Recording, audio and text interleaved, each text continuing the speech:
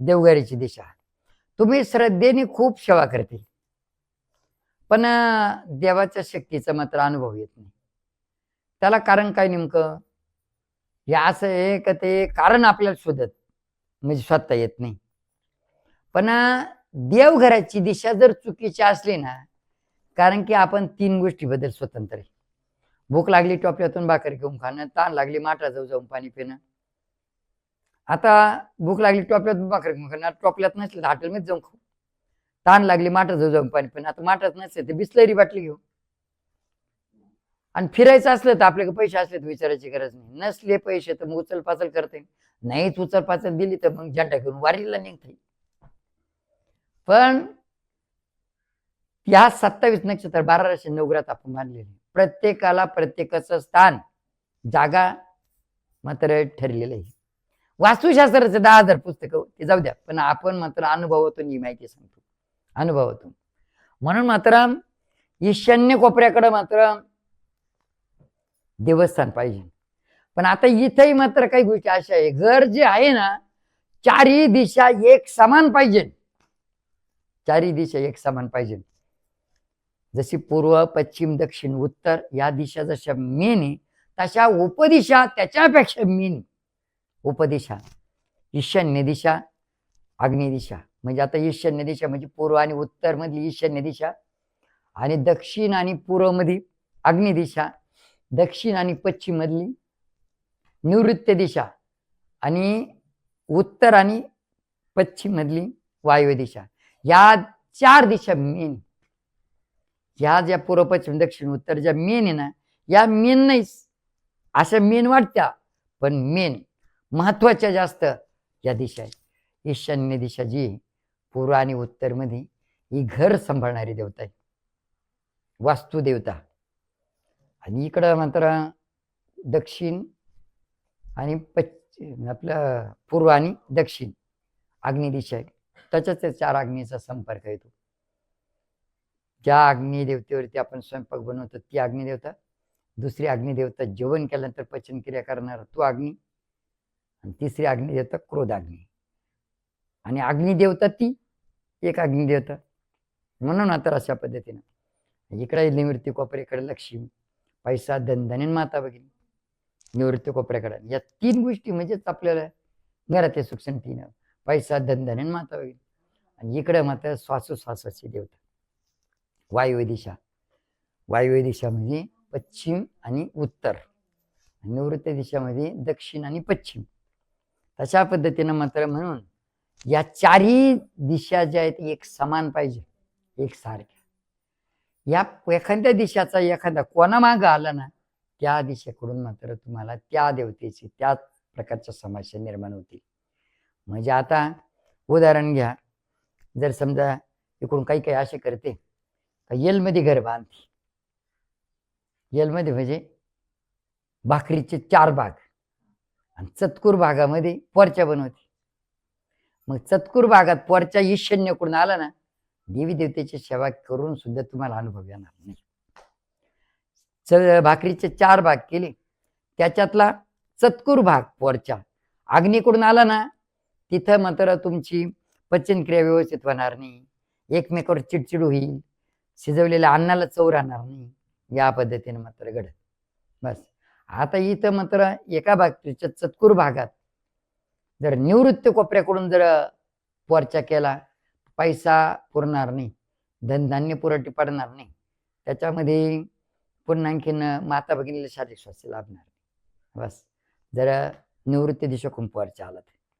आणि आता एका भाकरीचे 4 भाग त्याच्या चतकुर भागात वायव्य दिशेकडून जर पोरच्या आला ना, तर तुम्हाला गॅसेस तयार होतील, पोटाचे आजार होतील, पचनक्रिया व्यवस्थित होणार नाही, हे सगळं श्वासोश्वासाचे आजार होतील, श्वास व्यवस्थित येणार, श्वास रोख होऊन जाईल. म्हणजेच हे श्वासोश्वासाचे आजार, पचनक्रियाचे आजार, हे आजार मात्र इकडून होते. म्हणून मात्र तुम्हाला पण काय करतो आपण नेमकं, घर बांधतो असं एकदम भारी बंगला बांधतो एकदम दिसायला छान, पण गोळ्या घेतल्याशिवाय झोप येत नाही. काय कामाचं ते सांगा. झोपडीत राहा पण सुखाचं राहतो. बांगला गण चांगला आहे, सगळीकडे लाईट, सगळीकडे मात्र ह्या पद्धतीनं थोडस गॅलऱ्या, या पद्धतीनं सगळीकडे काचा हे. पण त्या माणसाच्या पाठीमागे दुनियाभरची परेशानी, कर्ज मिटाना, गाड्या बिघडत त्या, त्यानंतर मशनी बिघडली, एकालाही सुख शांती नाही, याचं पोट दुखत, त्याची साखर वाढली, त्याला थंडी ताप आलं, याला डायबिटीज झाली. म्हणजे अशा बद्दल हार प्रकारच्या जर एकही बिना गोळ्या घ्यायचं झोपत नाही. काय भावात पडलं ते, कष्ट करू करूच मात्र मरत नेमकं. म्हणून मात्र बंगला जेवढा दिसायला आहे चांगला आहे ना, तेवढी तुमच्या पाठीमागे परेशानी. त्याच्यापेक्षा ना तुम्हाला जर शो करायचा असेल ना, बस एक सारखा चौथारा करा, आणि चौथाऱ्याच्या वरती मात्र 2-3 फुटाच्या वर आलं का मग काही भारताच्या नकाशाप्रमाणे एक कोणा तिकडे, एक कोणा इकडे, एक कोणा इकडं, मग असं करा. पण खालचे चारही भाग, चारही कोपरे एक समान आले पाहिजे. कारण की त्याच्यामध्येच असं करतो ना आपण, चारही कोपऱ्यामध्ये 1-1 रुपयाचे टोकं ठेवून आणि त्याच्यावरती आपली बिल्डिंग उभी करतो आपण. चारही कोपरे हे झालं. पुन्हा आणखीन वास्तुशांतीच्या दिवशी मात्र ईशान्य कोपरा म्हणजे पूर्व आणि उत्तर मध्ये ईशान्य कोपरा, आणि दक्षिण आणि पश्चिम मध्ये निवृत्त कोपरा, या दोन्ही कोपऱ्याचा आतुर संबंध आहे. मग वास्तुशांतीच्या दिवशी तिथे एक कळश ठेवतो आपण, त्याच्यामध्ये हळकुंड, सुपाऱ्या, ही पृथ्वी नागाच्या डोक्यावरती, म्हणून तिथं मात्र चांदीचा पत्रा, नागनागिनीची जोडी, इकडे ईशान्य तोंड करून ठेवतो, इकडे वास्तुपुरुष ठेवतो. आणि घरभरणी झाल्यानंतर मग अनुभव पहा, मग आनंद पहा तुमचा आला. पण जर तुमचा तिकडून जर कोपरा मागे गेला असला, इकडे असला, हे कळस कुळस ठेवून मात्र काही मजा नाही. आता आम्ही बऱ्याचशा ठिकाणी शहरामध्ये जातो ना, तिथं तो तो निवृत्त कोपरा सापडत नाही नेमकं कुणाकडे काय. कोणा इकडे ते घड्याळावर पलावून पहा, कुणाकडे काय, तो कोपरा कोणत्या कोपऱ्यात घुसला, हा कोपरा कोणत्या कोपऱ्यात, काय त्या घरामध्ये नित्या परेशानी. म्हणून मात्र अशा पद्धतीनं इथं जे मात्र आपल्याला जे सांगायचंय, म्हणून देवस्थान मात्र इकडच्या ईशान्य कोपऱ्यात 1.25 फुटाची जागा सोडून तिथं देवस्थान पाहिजे. आणि देवस्थान आणि स्वयंपाक स्थान या दोन्ही गोष्टी मात्र, आणि संडास बाथरूम, या तिन्ही गोष्टी म्हणजे आपल्या घरातली सुख शांती.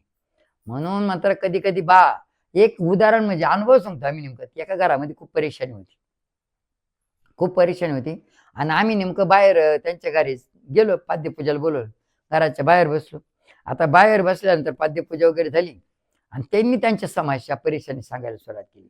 पण आम्ही जिथं बसलो ना, तिथून ती ताई ताटं करती, भाजीचं पातेलं दिसलं, भाकरीचं टोपलं दिसलं, ते भांडे दिसले स्वयंपाकाचे, ते डबे दिसले.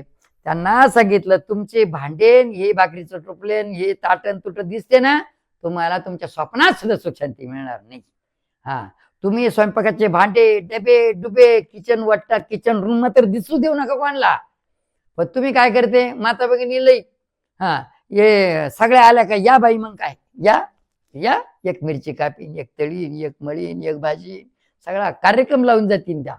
असं इथूनच परेशानी होते. स्वयंपाक स्थान आणि पूजाच्या स्थानापर्यंत बाहेरचं कुणीच नाही आलं पाहिजे. जर तुम्हाला खरी सुख शांती अनुभवाला घ्यायची असेल तर यश, आरोग्य, शांती, या 3 गोष्टी म्हणजे सुख शांती. यश, आरोग्य, शांती, या तिन्ही गोष्टी जर पाहिजे असेल ना, स्वयंपाकाच्या स्थानी पूजाच्या स्थानापर्यंत, स्वयंपाकाचं स्थान पूजेचं स्थान हे कोणाला दिसू नये, हे फक्त जपा तुम्ही.